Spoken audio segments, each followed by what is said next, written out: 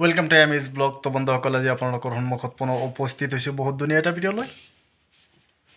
বন্ধুসকল আপোনালোকে নিশ্চয় জানে যে কলকাছিয়া এনেকুৱা এটা কবি আছে, নিৰক্ষৰ কবি, তেওঁৰ শিক্ষা নাই, তথাপি আপোনালোকৰ সন্মুখত বহুত ধুনীয়া ধুনীয়া কবিতা আৱিষ্কাৰ কৰি আপোনালোকৰ সন্মুখত দাঙি ধৰে। আজি আপোনালোকক সেই নিৰক্ষৰ কবি হাবিলুদ্দিনক আমি লগ পাইছোঁ, আপোনালোকক দেখুৱাম। তো আপোনালোকে চাই থাকক। মই এটা কবিতা আবৃত্তি কৰিম। কবিতাটোৰ শিৰোনাম খনাত বৰ টেঙা লাগিছে।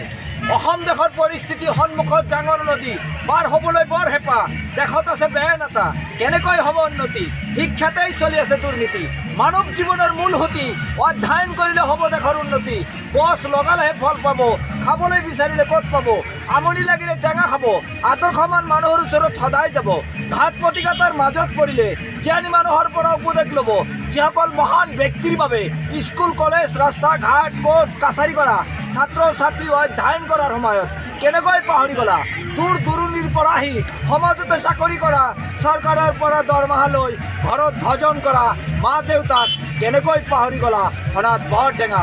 ধন্যবাদ। শিৰোনাম আমি কলকাছিবাসীয়ে জনাওঁ শ্ৰদ্ধাঞ্জলি।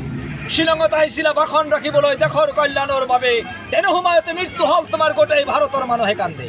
তেখেতক যদি কোনোবাই ভাল পোৱাটো দেশৰ হকে আগবাঢ়ি আহা, দুহাত উঠাই আল্লাহ তাবাৰক তাৰাৰ ওচৰত প্ৰাৰ্থনা কৰা। জন্ম লৈছিলা তুমি এজন মাছমাৰিয়াৰ ঘৰত, অলংকিত হৈ ৰলা তুমি ভাৰতৰ ইতিহাসত। জাগ্ৰত হোৱা মোৰ দেশবাসী, একেবাৰৰ আমি সহযাত্ৰী, মিছাইল মেন আৰু প্ৰাক্তন ৰাষ্ট্ৰপতিক একে সুৰতে জনাওঁ আমি শ্ৰদ্ধাঞ্জলি।